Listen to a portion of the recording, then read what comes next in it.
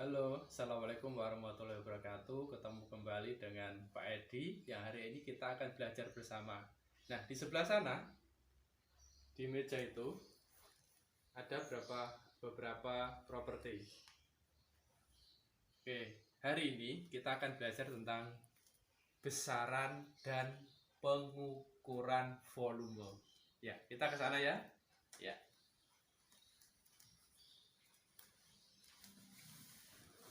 Oke, anak-anak, sebelum kita belajar tentang materi dan properti yang ada depan ini, kita berdoa dulu agar pelajaran hari ini, materi hari ini bermanfaat untuk kita semua. Ya, oke. Besaran adalah, ada yang tahu? Nah, besaran adalah semua yang bisa diukur. Sekali lagi, besaran adalah semua yang bisa diukur. Tentunya akan menghasilkan angka 1, 2, dan seterusnya. Kira-kira ada yang sudah bisa membayangkan tentang besaran? Nah, sekarang kita lihat benda ini. Nah, ini. Ada yang tahu bentuknya? Betul, bentuknya adalah sebuah balok. Kira-kira besaran apa yang ada di balok ini? Benar. Yang pertama adalah panjang. Nah, kalau kalian punya penggaris, itu bisa diukur panjang dari balok ini. Kemudian lebarnya juga bisa diukur berapa. Nah, misalkan begini, ini panjangnya, ini lebarnya, ini tingginya. Jadi besaran adalah sesuatu di benda-benda ini yang bisa diukur dan menghasilkan nilai. Mau dicatat dulu boleh, silahkan. Nah, besaran adalah sesuatu dari benda yang bisa diukur dan menghasilkan nilai. Jangan lupa mengukurnya harus dengan alat ukur. Di sini Bapak punya sebuah alat ukur. Apakah ini namanya? Arloji, betul. Arloji untuk mengukur besaran waktu. Ini besaran waktu. Nah, di sini ada angka. Nah, bagaimana ciri khas sebuah alat ukur? Alat ukur itu mesti ada sebuah angkanya.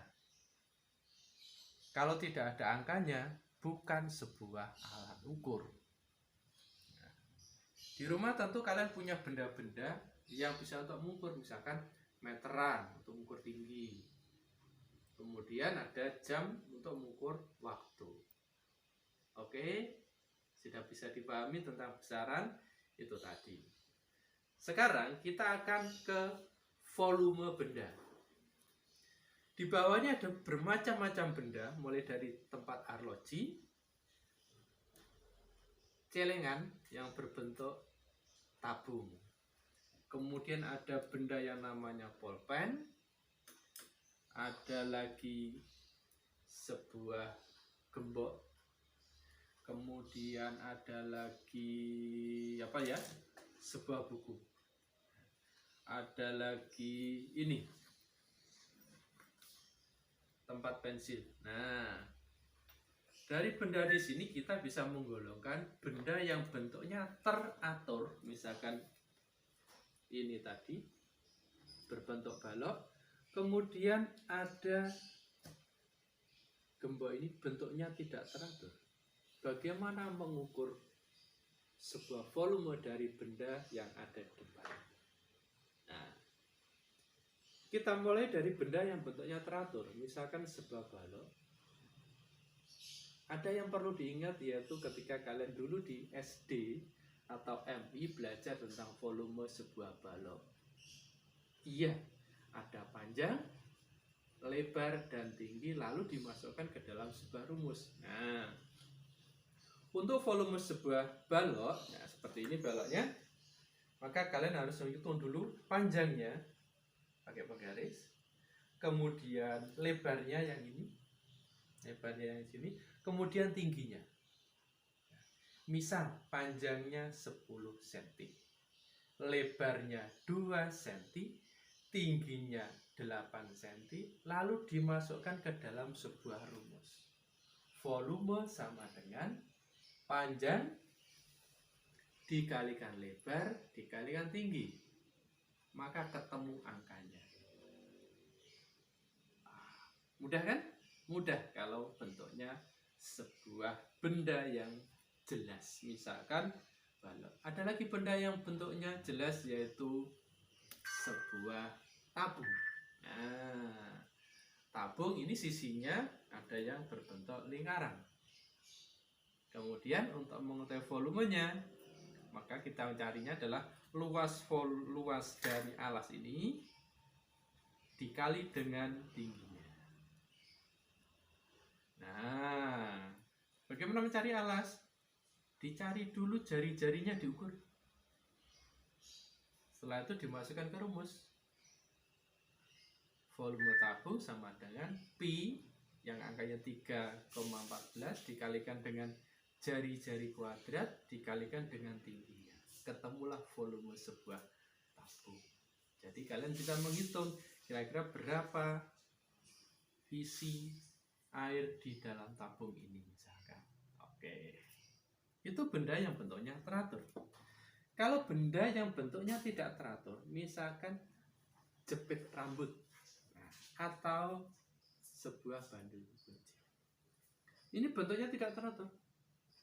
Balok tidak balok, kubus atau yang lainnya tidak. Nah, caranya adalah kalian tentu di rumah punya alat ukur yang ini, misalkan gelas ukur, ada angkanya di sini.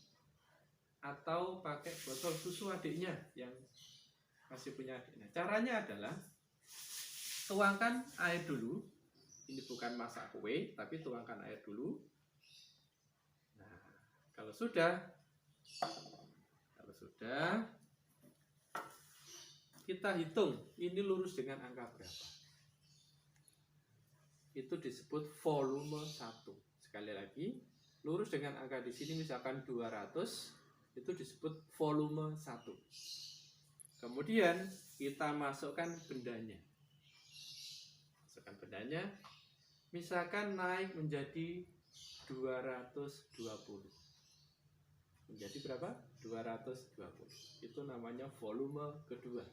Nah, kalau sudah, berapa asli dari volume benda yang bentuknya tidak teratur ini? Dikurangi saja 220 dikurangi 200. Ketemulah 20 ml. Jadi volume dari gantungan kunci ini adalah 20 ml. Mudah kan? Tidak sulit. Mungkin di rumah bisa dicoba nanti, ya, sambil belajar di rumah dicoba. Nanti kalau misalkan pengen materi ini lebih jelas lagi, kalian bisa like atau subscribe di bawah, nanti ada, ya. Silakan di like atau subscribe sehingga materi ini bisa kalian ulang-ulang kembali. Nah, itu diantaranya menghitung volume benda teratur dan tidak teratur. Sekiranya itu dulu materi kita hari ini, semoga bermanfaat dan jangan lupa selalu berdoa karena sekarang musimnya pandemi COVID-19. Jaga kesehatan, kemudian jaga jarak, tidak usah keluar kalau tidak penting. Kemudian kalau materi ini masih belum jelas juga, bisa nanti WA ke Pak Edi, ya. Itu saja dulu, terima kasih. See you next time. Assalamualaikum warahmatullahi wabarakatuh.